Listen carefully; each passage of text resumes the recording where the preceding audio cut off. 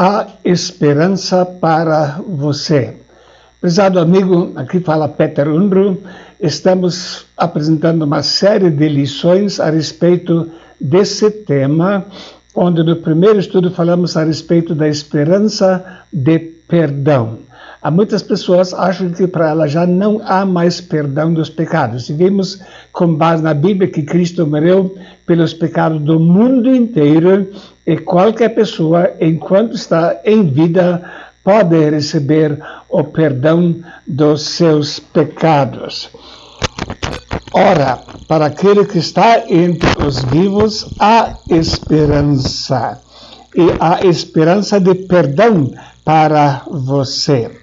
Hoje queremos pensar num outro grupo de pessoas, pensando a respeito dos homicidas. Matei uma pessoa, agora não há mais perdão para mim. Era esse o pecado que Caim havia cometido, quando ele então disse: é maior a minha maldade do que a que possa ser perdoada. Realmente a Bíblia fala: bem-aventurados aqueles que guardam seus mandamentos, para que tenham direito à árvore da vida e possam entrar na cidade pelas portas. Mas fora ficarão os cães, os feiticeiros, os que se prostituem e os homicidas e os idólatras e qualquer que ama e comete a mentira. Apocalipse 22, versos 14 e 15. Realmente, homicídio é um dos pecados citados pelos quais a pessoa não poderá entrar no reino dos céus. Mas como isso combina com a questão da esperança?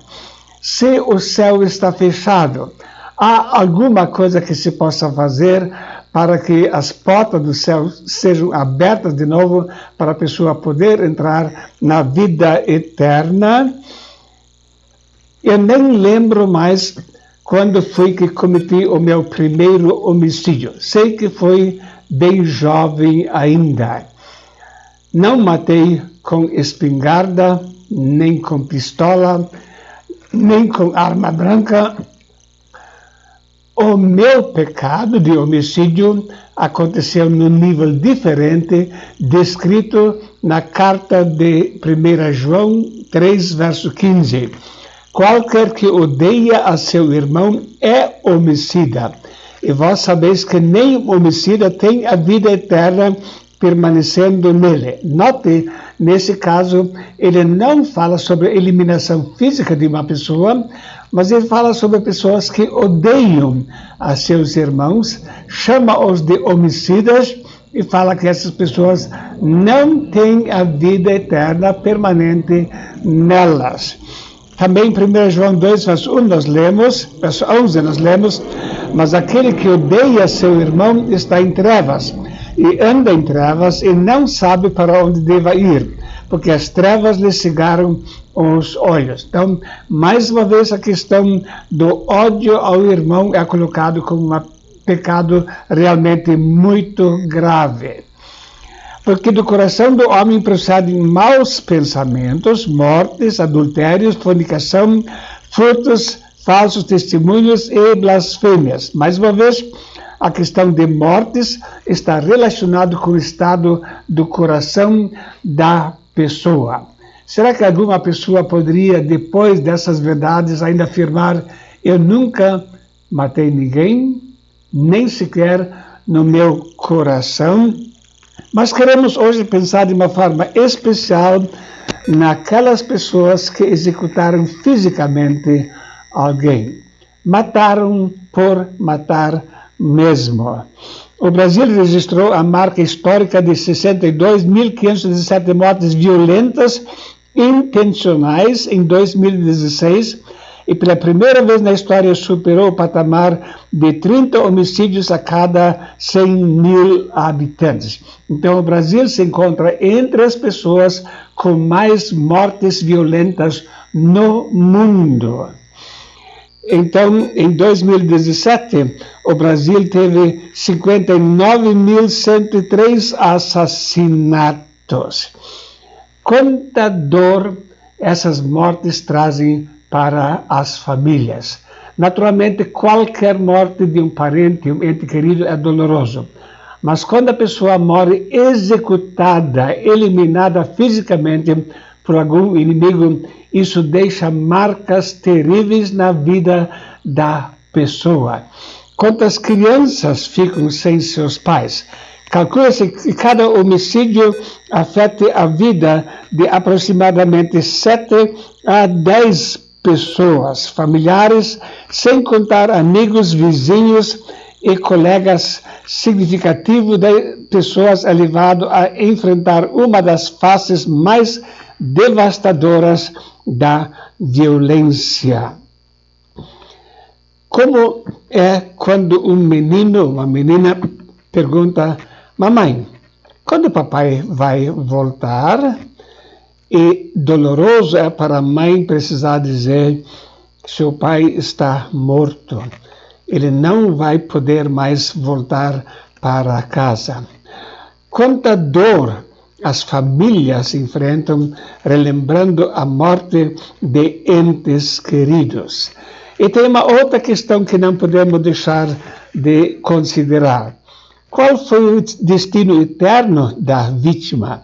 Se a vítima era uma pessoa salva, então pelo menos a família pode ter esperança de reencontrá-la uma vez na glória celeste. Mas se não era salvo, sabemos que com a morte acaba a esperança de mudar o rumo, o destino da sua vida. E se a família sabe, esse ente querido que faleceu não era salvo, como deve ser terrível conviver com esta realidade. Ora, para aquele que está entre os vivos há esperança, mas depois da morte da pessoa não é mais possível mudar o destino eterno. A expectativa de vida de um criminoso, em geral, o criminoso vive pelo menos 22 anos a menos do que a média brasileira. E nesse relatório, Meninos do Tráfico, consta: os meninos do tráfico estão a quase da morte. São crianças com essa força a de viver com a probabilidade do fim no minuto seguinte. A insanidade do menino está no excesso de lucidez. Se morrer, nasce outro como eu, ou melhor, ou pior. Se morrer, vou descansar. É muito esculacho nesta vida. Morreu. Nós temos aqui uma expressão que nos deve levar a refletir sobre o motivo por que tantas pessoas se envolvem na criminalidade sem realmente se preocupar com a possibilidade de uma morte repentina. O que esse menino disse? Se morrer, vou descansar. Descansar. Muitas pessoas acham que com a morte tudo acaba. Mas a realidade é que o homem é um ser eterno. Deus colocou eternidade nele. Então vem a pergunta: onde essa pessoa vai passar a eternidade? Não há descanso para as pessoas que morrem sem Cristo. Não há esperança para as pessoas que morrem sem Cristo. A Bíblia diz em Isaías 64, verso 5, saíste ao encontro daquele que se alegrava e praticava justiça e dos que se lembraram de ti nos teus caminhos. Eis que te iraste porque pecamos. Neles há eternidade para que sejamos salvos. Então temos aqui 3 fatos mencionados nesse texto. Eis que te iraste porque pecamos. Deus não é indiferente com a conduta pecaminosa da pessoa. Deus se ira contra o pecado da pessoa. Em segundo lugar, ele cita a realidade: neles há eternidade.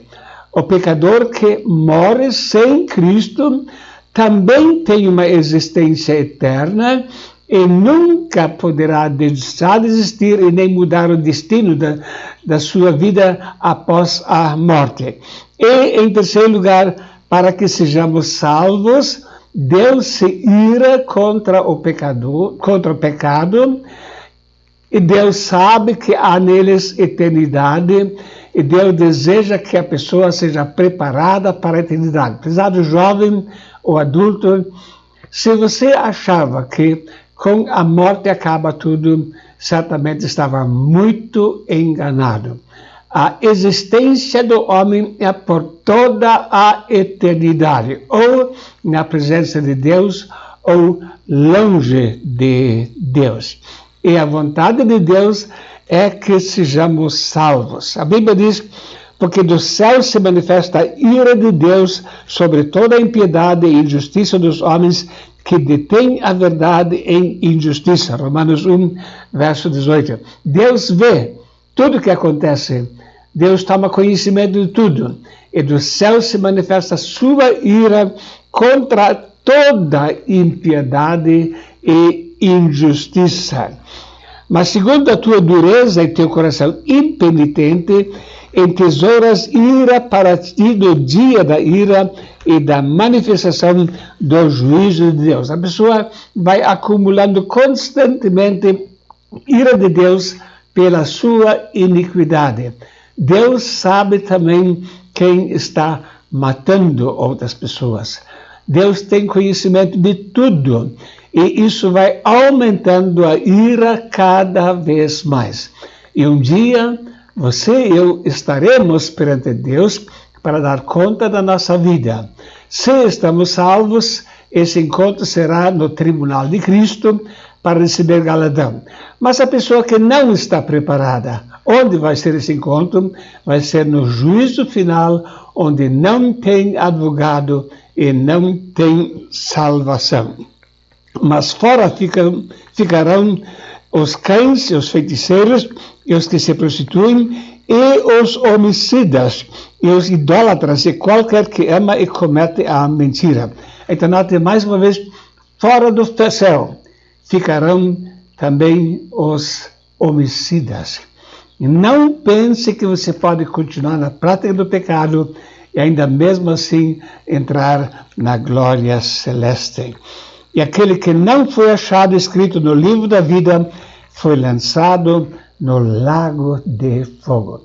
Como estava enganado aquele rapaz que disse, se morrer, tenho descanso. Não, se morrer, vem o fogo eterno, o castigo eterno por uma vida ímpia longe de Deus.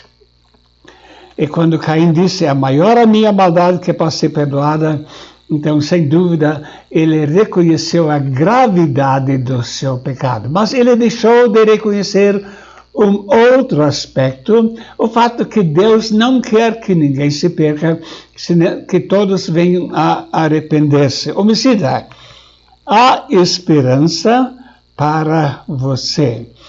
Meus filhinhos, essas coisas vos escrevo para que não pequeis. E se alguém pecar, temos um advogado para com o Pai, Jesus Cristo justo. Ele é a propiciação pelos nossos pecados, e não somente pelos nossos, mas também pelo de todo o mundo. Cristo pagou o pecado pelos pecadores do mundo inteiro. E é só por isso que há esperança. A única esperança está em Cristo Jesus. Porque isso é bom e agradável diante de Deus, nosso Salvador, que quer que todos os homens se salvem e venham ao conhecimento da verdade. Vinde então, argui-me, diz o Senhor, ainda que os vossos pecados sejam como escarlata, eles se tornarão brancos como a neve. E ainda que sejam como vermelhos como carmesim, se tornarão brancos como a lã. Isaías 1, 18. Então você pode chegar a Deus para ter misericórdia, independentemente da gravidade dos teus pecados. Existe sim oferta de perdão. Arrependei-vos, pois, e convertei-vos para que sejam apagados os vossos pecados e venham assim os tempos de refrigério pela presença do Senhor. Atos 3, verso 19. Esse texto aponta duas necessidades para a salvação: arrependimento e conversão. Arrependimento é um sentimento de remorso em relação aos pecados cometidos, e conversão significa o abandono do pecado, uma mudança de conduta, uma mudança de vida para então obter o perdão dos pecados. Ora, para aquele que está entre os vivos, há esperança. Porém, como nós vemos nessa ilustração, a esperança não se estende para os que morrem sem Cristo, sem terem obtido o perdão dos seus pecados, sem terem recebido a vida eterna em Cristo Jesus. Quando você se arrepender, confessar o seu pecado, é importante também que vá confessar os seus pecados, os seus crimes, diante das autoridades civis. Senão você sempre será um fugitivo da autoridade, e é necessário que seja feita justiça também nesse sentido. Eu quero lhe contar uma breve história.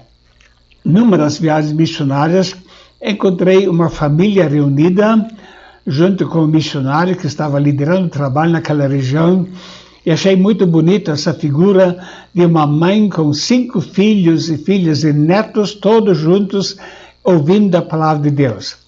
Então eu perguntei como é que eles chegaram à fé viva em Deus, e fiquei sabendo de uma história bem triste. A dona da casa, recém-casada, estava morando na casa do sogro, e a sogra mandava em tudo na vida deles, inclusive neste marido dessa senhora. Isso foi causando uma grande amargura. O seu marido nunca a consultava sobre o que devia fazer, sempre consultava a sua mãe sobre o que devia fazer. Com o tempo, a raiva ficou tão grande que ela decidiu: ou eu me mato, ou eu mato a minha sogra. E nessa situação, ela colocou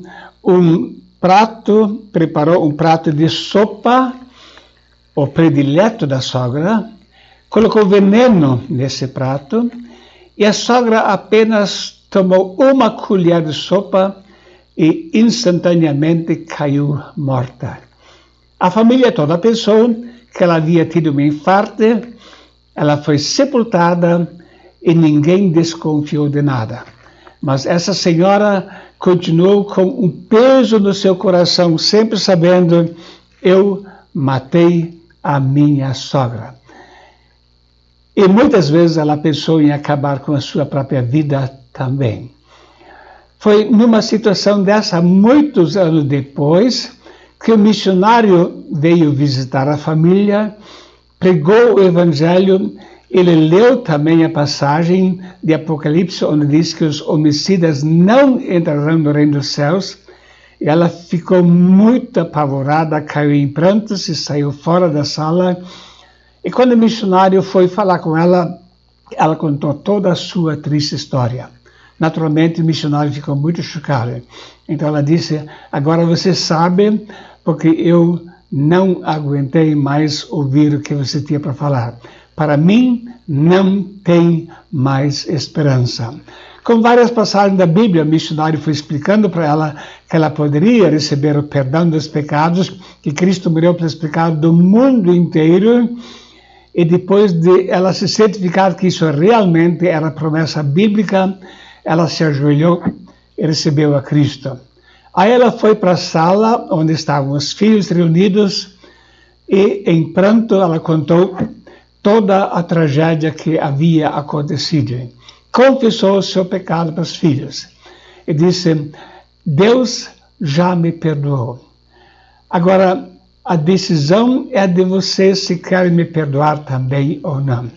A família ficou muito chocada com esse relato, mas depois de pensar, a filha mais velha disse: mãe, se Deus perdoou a senhora, nós também vamos perdoar.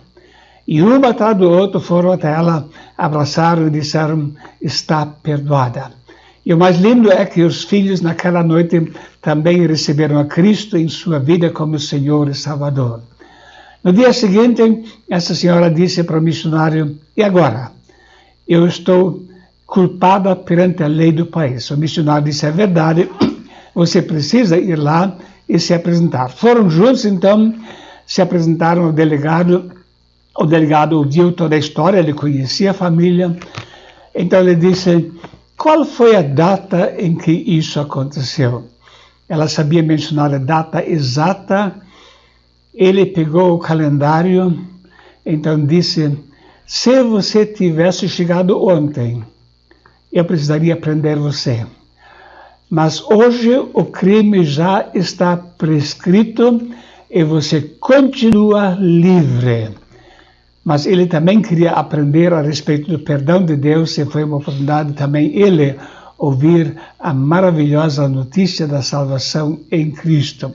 Realmente, quando a pessoa pecou, precisa confessar perante Deus, precisa confessar perante as pessoas contra as quais pecou, e se tem dívida perante as autoridades civis, também é importante que vá se apresentar e confesse também lá o seu crime. Mesmo precisando pagar anos de pena, ainda é melhor e é justo que assim aconteça, para que pessoas possam estar com a consciência tranquila.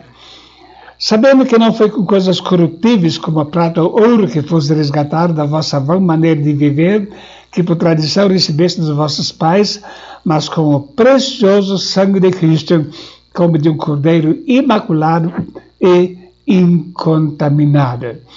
Há esperança para você, homicida. Mas para isso é necessário que se arrependa profundamente dos seus pecados, que decida abandonar a prática do pecado, que receba a salvação exclusivamente pelo mérito de Jesus Cristo e que confesse também lá onde é necessário confessar para viver com uma consciência tranquila. Mas qualquer pessoa que ainda vive, ainda tem esperança de perdão. No próximo estudo queremos falar a esperança para quem cometeu aborto. Essa é uma outra área onde muitas pessoas sentem remorso e culpa e acham que não poderão mais ser perdoadas. Vamos abordar, se Deus o permitir, então, no próximo estudo, esse tema. Deus te abençoe pelo estudo da sua palavra. Muito obrigado pela sua audiência.